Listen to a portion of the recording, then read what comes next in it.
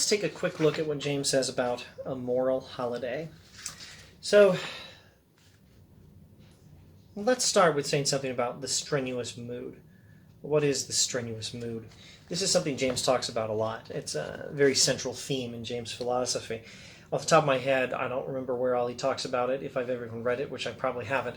But where I have read it, it's probably in the Varieties of Religious Experience, and he's mentioning it here. And earlier in the Will to Believe and Other Essays in Popular Philosophy, I think you'll find him talking about the strenuous mood, and there's a good chance you'll find it in the essay The Moral Philosopher and the Moral Life. I think that's the place to look for an early description of the strenuous mood. The strenuous mood, let me try to define the strenuous mood. The strenuous mood is an approach to life or an attitude or a way of living. The strenuous mood is a way of living that attacks life with a particular zest.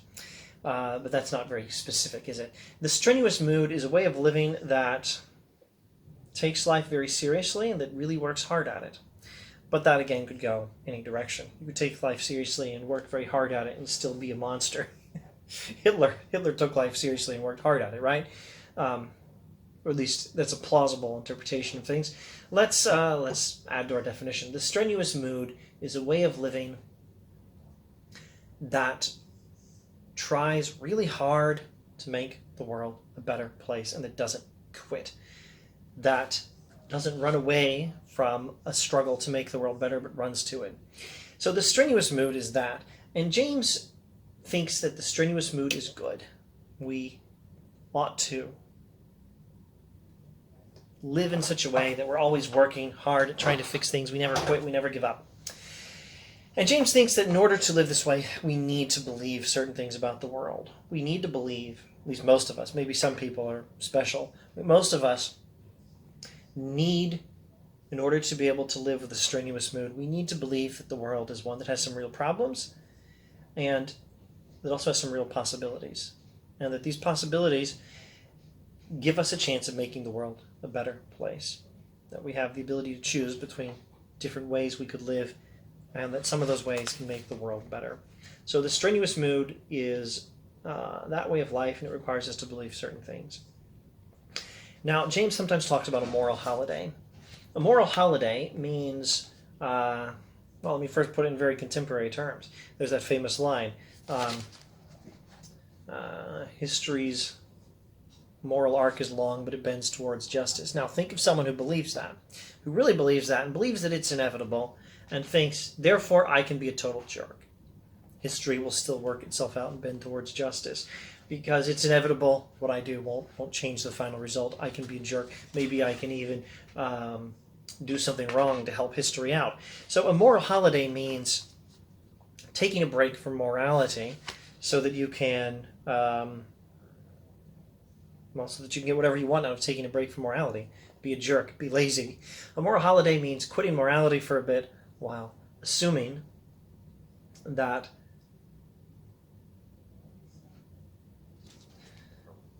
the inevitable development of history towards its final ideal will continue without your efforts. James doesn't like moral holiday, and he thinks it's kind of the opposite of the strenuous mood.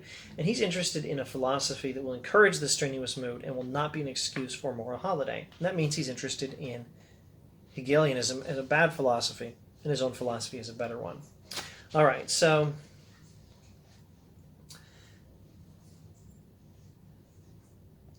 James has been talking about different aspects of rationality.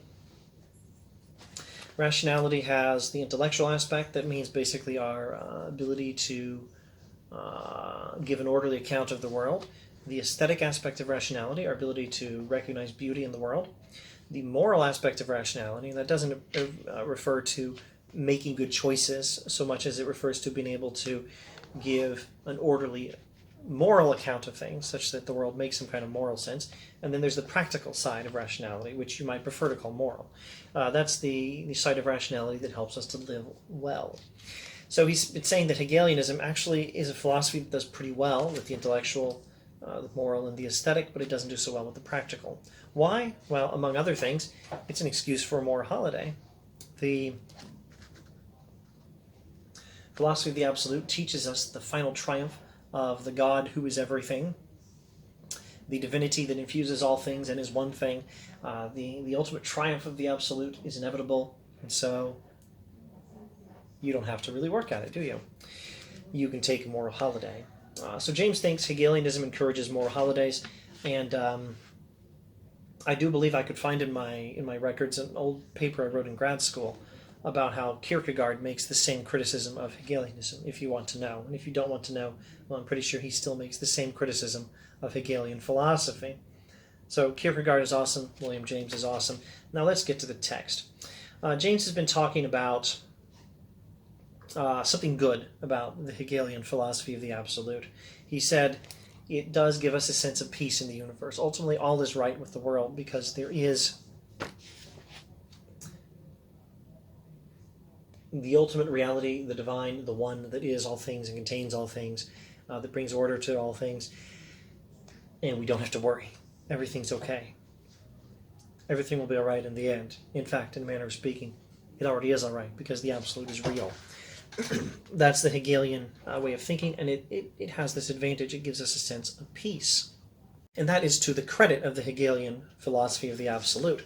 But on the debit side of the account, James says, on the debit side of the account, the absolute, taken seriously, and not as a mere name for a right occasionally to drop the strenuous mood and take a moral holiday, introduces all those tremendous irrationalities into the universe, which a frankly pluralistic theism escapes, but which have been flung as a reproach at every form of monistic theism or pantheism.